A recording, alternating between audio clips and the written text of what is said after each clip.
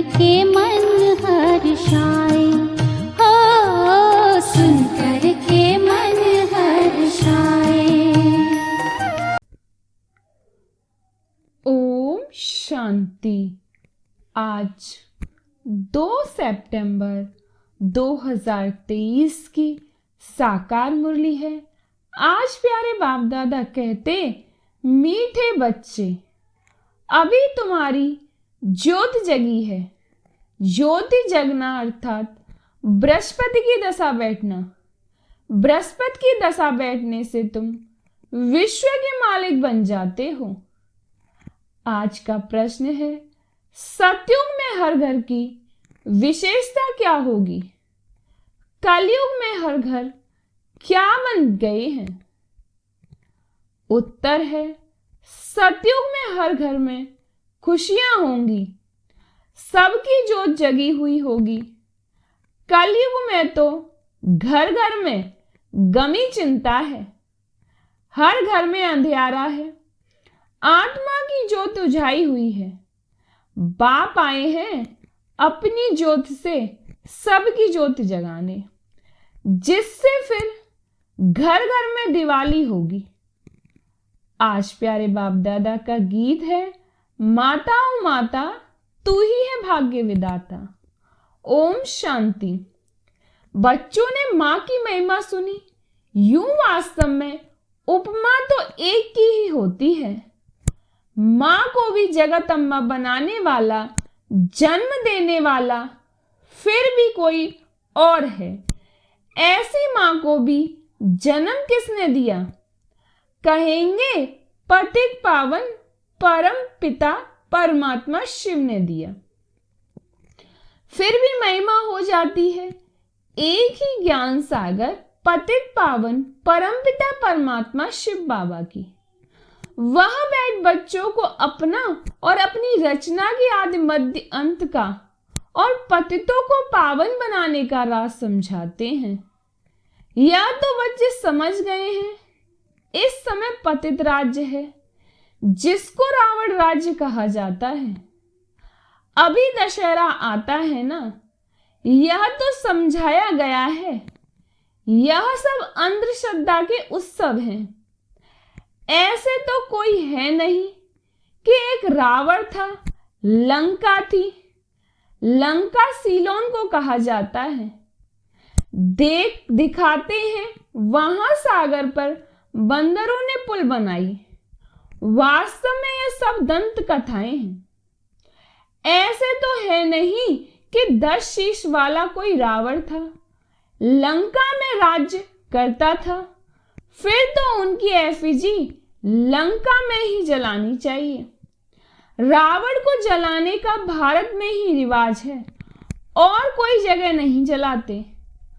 अखबार में भी यहाँ के लिए ही पड़ता है। सबसे जास्ती उत्सव मैसूर का महाराजा मनाते हैं। उनका शायद इस दंत कथा से प्रेम दिखाई पड़ता है। अब इस पर समझाना तुम बच्चों का काम है। एफिजी तो दुश्मन का बनाकर जलाया जाता है, जैसे आगे हिटलर का एफिजी बनाकर जलाते थे। दुश्मन तो बहुतों के होते हैं। अब रावण किसका दुश्मन था? भारतवासियों का दुश्मन था। परंतु दुश्मन को भी एक बार जलाया जाता है। ऐसे तो कोई भी नहीं करते जो हर वर्ष दुश्मन का एफिजी बुत बनाकर जलाते। दुश्मन का एफिजी तो बनाते हैं, परंतु वर्ष वर्ष तो नहीं जलाते। यह रावण फिर कौन है जिसका भारत में बहुत समय से 10 शीश वाला एफिजी बनाकर जलाते रहते हैं? यह दुश्मन कब से हुआ है जो मरता ही नहीं? आखिरीन खत्म होगा या सदैव रहेगा ही? तुम बच्चे जानते हो भारत ही पवित्र था, फिर भारत को ही रावण ने अपवित्र बनाया है। अभी रावण राज्य है। अगर लंका का राजा था तो रानी भी होगी। तुम तो यह बातें मानेंगे नहीं, रावण अभी तक जीता है। वह क्या कुछ भी समझ से नहीं जीता है, फिर उनकी एफिजी बनाकर जलाते रहते। एक को जलाया फिर क्या हुआ, हर वर्ष जलाते रहते हैं। तो तुम बच्चों को समझाना चाहिए। कमेटी में बड़े जो बनते हैं, जैसे मसूर का महाराजा है, वह बहुत मनाते हैं, फॉरेनर्स को भी देखने के लिए बुलाते हैं। समझेंगे शायद ऐसा हुआ होगा, परंतु ऐसा तो कभी हुआ नहीं है। नाटक बना देते हैं, रावण का भी नाटक बनाते हैं। तो इस रावण की बात पर समझाना है। बड़ी जबरदस्त बात है। अभी तुम रावण राज्य में बैठे हो। पतित दुनिया को ही रावण राज्य कहा जाता है। अभी राम राज्य और रावण राज्य का राज तुमको समझाया गया है।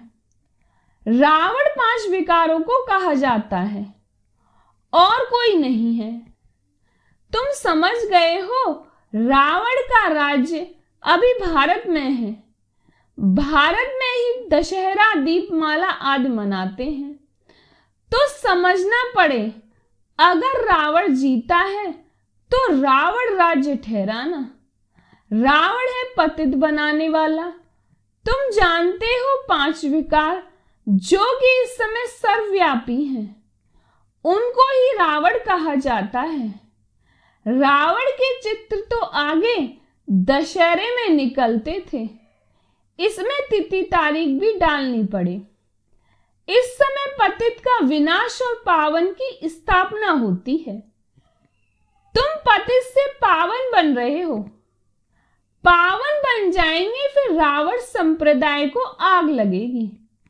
रावण खत्म हो जाएगा, फिर सतयुग में कोई एफिजी नहीं बनानी पड़ेगी। सब पावन बन जाएंगे। आत्मा में सतो प्रधानता की जब ताकत थी तो जागती ज्योत थी। पतित बनाने से वह ज्योत बुझाई गई है। आत्मा ही पतित बनी है, उड़ने की ताकत नहीं है। 5 विकारों से आत्मा आयरन एज बन गई है। यह जरूर समझाना है, आत्मा को जागृत करने वाला एक बाप है। यह तो सब कहते हैं ज्योति स्वरूप परमपिता परमात्मा आएगा। अब ज्योति स्वरूप तो तुम आत्मा भी हो, परमपिता परमात्मा भी ज्योति स्वरूप है। तुम्हारी आत्मा की ज्योत बुझ गई है, बाकी जाकर जरा सी रही है। मनुष्य मरते हैं तो रात दिन उनका दीवा जलाते हैं, दीवे की बहुत संभाल करते हैं। घृत खत्म हो जाता है फिर डालते हैं। आत्माओं का भी ऐसे है। बाप आकर सबकी ज्ञान से ज्योति जगाते हैं। ज्योति जगी हुई कितना समय चलती है? वह तो रात को जलाते हैं, फिर घृत डालते जाते हैं। तुम्हारी अब ज्योति जग रही है, जगते जगते फिर जग ही जाएगी। ज्योति बुझने में 5000 वर्ष लगता है, फिर बाप आकर घृत डालते हैं। तुम्हारी अब ज्योति जगी है, फिर धीरे धीरे कला कम हो जाती है, ज्योति उजाई जाएगी। तुम जानते हो अभी हमारी ज्योत जगती है, फिर सतयुग में घर घर में सोच रहा होगा। भारत की ही बात है, अभी तो घर घर में अंधियारा है, खुशी है नहीं। तुम जानते हो सतयुग त्रेता में हम बहुत खुश थे और खुशी मनाते थे। सभी की ज्योत जगी हुई रहती है, फिर थोड़ी थोड़ी कमती होती जाती है। इस समय तो बिल्कुल उजाई हुई है, खाद पड़ी हुई है। बाप आकर फिर ज्ञान का घृत डालते हैं, जिससे तुम फिर जागती ज्योत बन जाते हो। तुम्हारे ज्ञान चक्षु खुल जाते हैं। तुम जानते हो अभी हमारी सारी काया खलास हो गई है। राहु का ग्रहण लग गया है। तुमको काला होने में कितना समय लगता है? शुरू से लेकर थोड़ा थोड़ा होते फिर माया का प्रवेश होने से ही बहुत काले बन जाते हो। अभी तुम्हारे ऊपर राहु की दशा है, सबसे कड़ी है राहु की दशा। अभी फिर बृहस्पति की दशा बैठती है, क्योंकि अभी विश्व का मालिक बनने के लिए तुम बृहस्पति द्वारा पुरुषार्थ कर रहे हो। वह है अविनाशी गुरु। किसका? अविनाशी आत्माओं का। वह मनुष्य लोग आत्माओं का गुरु नहीं बनते हैं, वह मनुष्य का गुरु बनते हैं। अभी बाप तुम्हारी आत्माओं का गुरु आकर बने हैं। बृहस्पति परमपिता परमात्मा है। तुम समझते हो अब हमारे ऊपर बृहस्पति की दशा है। स्वर्ग के मालिक तो बनेंगे, अविनाशी सुख रहता है, परंतु उसके लिए पुरुषार्थ अब करना है कि हम सुखदान के महाराजा महारानी बने। पुरुषार्थ तो हर एक का अपना चलता है। यह है रुद्र शिव की पाठशाला, वह है ज्ञान सागर। तुम उनकी पाठशाला में पढ़ रहे हो। भगवान वाच मैं तुमको राजयोग सिखलाता हूं। अविनाशी आत्माओं का अविनाशी बाप मैं हूं। एक है जिस्मानी बाप, एक है रूहानी बाप। दोनों कंट्रास्ट भी बताना है। रूहानी बाप कब मिलते हैं? जिसको भक्ति मार्ग में सभी रूहें याद करती हैं।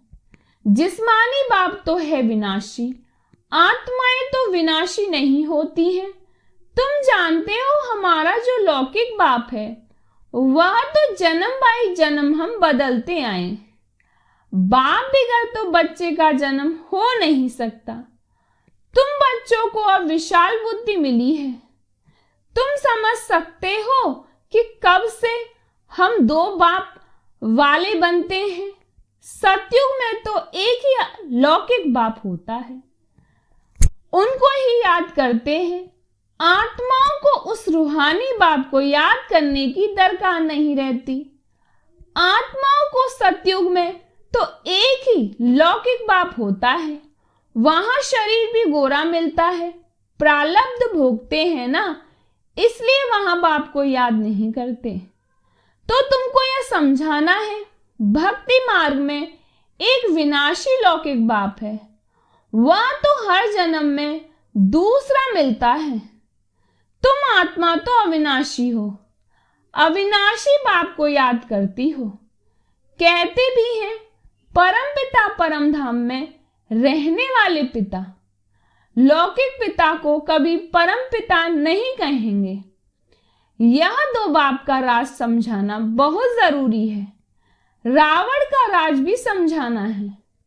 रावण राज्य अर्थात पतित राज्य भी है, इसलिए पतित पावन बाप को बुला रहे हैं। वह अविनाशी बाप है। दो बाप जरूर सिद्ध करने हैं। आत्माओं का भी बाप है, इसलिए पारलौकिक परमपिता परमात्मा को याद करते हैं। हर जन्म में लौकिक बाप और मिलता है, फिर भी उस रूहानी बाप को जरूर याद करते हैं। वह कभी बदलता नहीं है। बाप भी कहते हैं बरोबर तुम मुझे याद करते थे। हे परमपिता परमात्मा, कब तक तुमको याद करना है? फिर बाप कब मिलता है यह तुम अभी जान गए हो। जब भक्ति का अंत होता है, सब भक्तों का फल देने बाप आते हैं। बाप ने समझाया है सभी भक्तों को मुक्ति जीवन मुक्ति देता हूं। तुम जानते हो सतयुग में एक ही धर्म होता है, उसको वननेस कहेंगे। कहते हैं सभी मिलकर एक हो जाएं। परंतु सभी धर्म तो एक हो नहीं सकते। जब एक राज्य हो जाता है तो पवित्रता, सुख, शांति रहती है। भारत में राम राज्य था, जरूर अभी यह रावण राज्य है, इसलिए रावण को जलाते रहते हैं। तो दो बाप का राज समझाने से झट समझ जाएंगे। अविनाशी बाप तो जरूर है, नई दुनिया रचने वाला बाप ही है। नई दुनिया में बरोबर देवी देवताएं ही थे। फिर वही दुनिया नई से पुरानी होती है। नई दुनिया में कितने जन्म लेते हैं, पुरानी दुनिया में कितने जन्म लेते हैं, या तुम जानते हो? ऐसे भी नहीं कि 84 जन्मों के आधा होने चाहिए। 42 जन्म पुरानी दुनिया में, 42 जन्म नई दुनिया में। नहीं, भारतवासियों की आयु पहले 100 वर्ष 125 वर्ष थी, अभी तो 40-50 वर्ष भी मुश्किल चलती है। तो आधा आधा हो न सके, 84 जन्मों का हिसाब तो चाहिए ना। बाप कहते हैं तुम्हारा 84 का चक्र अब पूरा हुआ। तुम नहीं जानते हो, हम समझाते हैं। 84 जन्मों का राज सिवाय परमपिता परमात्मा के और कोई समझा न सके। तुम बाप से सुनकर खुश होते हो, फिर नई दुनिया के लिए पुरुषार्थ करते हो। अब यह बच्चों को सिद्ध कर बताना है कि हम अभी बेहद के पालौकिक बाप से बेहद का वर्षा ले रहे हैं। वह बाप आते ही तब है जब स्वर्ग की स्थापना करते हैं। उनको कहा ही जाता है हेवनली गॉडफादर। जब नए घर की स्थापना होती है तब पुराने घर को तोड़ा जाता है। लिखा हुआ भी है, स्थापना फिर विनाश। स्थापना जब पूरी हो जाएगी तब विनाश होगा। स्थापना करने वाला है परमपिता परमात्मा। इस ब्रह्मा द्वारा यह भी बाबा ने समझाया है। सूक्ष्मतनवासी को तो प्रजापिता नहीं कहेंगे, वहां प्रजा होती नहीं, तो जरूर प्रजापिता ब्रह्मा यहां होगा। वही फिर अव्यक्त संपूर्ण बनेगा। वह तो है अव्यक्त, जरूर व्यक्त भी चाहिए, जो फिर अव्यक्त होना है। दोनों अभी दिखाई पड़ते हैं।